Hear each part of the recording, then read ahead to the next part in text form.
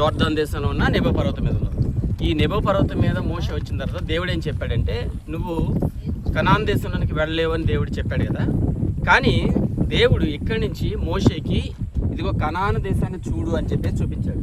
ఇప్పుడు ఇక్కడి నుంచి చూస్తే ఇంకా అంటే ఈరోజు చాలా వరకు క్లియర్గానే ఉంది.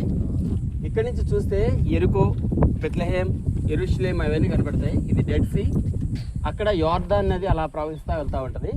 ఆ రోజు వాళ్ళు ఇక్కడికి దగ్గరలో కొంచెం ముందుకు వెళ్ళిన తర్వాత వాళ్ళు ఇక్కడి నుంచే ఇజ్రాయేలీలు దాటి అటేపుకి వెళ్ళారన్నమాట. కనాన్ ప్రాంతానికి వెళ్ళింది ఇక్కడే. కాబట్టి ఆ రకంగా ఆ ప్రదేశం అంతా మోషే ఇజ్రాయెల్ దేశం లోపల కనాన్ దేశంలోనికి వెళ్ళలేకపోయినా ఈ కొండ మేంచి ఇదే వ్యూలో చూపించాడు.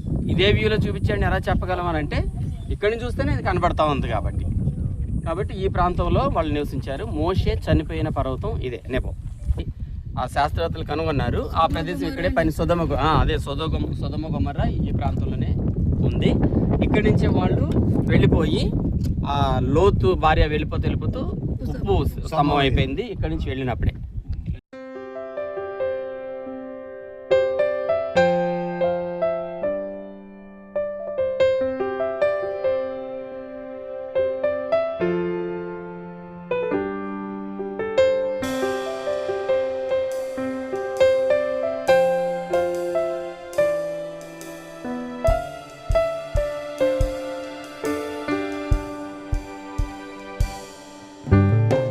ఇత్తడి సర్పానికి గుర్తుగా పెట్టారు. ఇది ఇత్తడి సర్పం కాదు.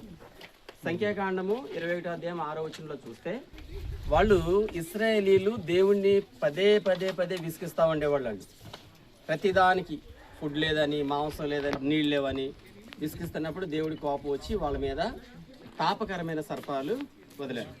తాపకరమైన సర్పం అంటే ఏంటి? సర్పాలు పాములు ఉంటాయి. మరి తాపకరమైనది అంటే ఇప్పుడు తేలు కుడితే కలిగే బాధ లాంటి అంతకన్నా ఎక్కువ బాధ కలిగే ఆ పాము కరిస్తే బాధ కలిగేది వాళ్ళకి.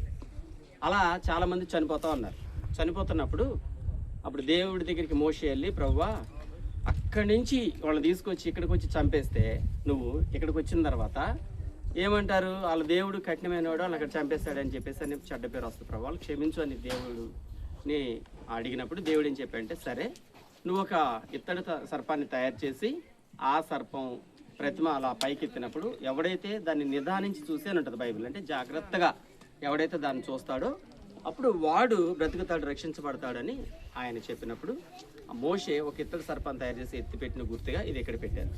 అయితే తర్వాత తరాల్లో ఇశ్రాయేలీల తర్వాత ఏం చేశారంటే ఆ అప్పుడు మోషే తయారు చేసిన ఇత్తడి సర్పాన్ని అలా ఉంటే దాన్ని కూడా దేవుడు అన్నట్టుగా, అంటే దాన్ని చూసినప్పుడు బ్రతికారని దాన్ని కూడా నెహుష్టాను అనే పేరుతోటి దాన్ని కూడా పూజించడం మొదలుపెట్టారు. నెహుష్టాను పూజ చేయడం మొదలుపెట్టారు. ఆ తర్వాత తరంలో రాజులు దాన్ని కూడా నాశనం చేశారు. అది లేదు. దానికి మోడల్గా ఇది ఇక్కడ పెట్టారంటే అది ఈ విధంగా ఉండేది అని చెప్పేసి ఫోటోలు తీసుకోండి. తర్వాత చర్చ్ లోపలికి వెళ్తాం.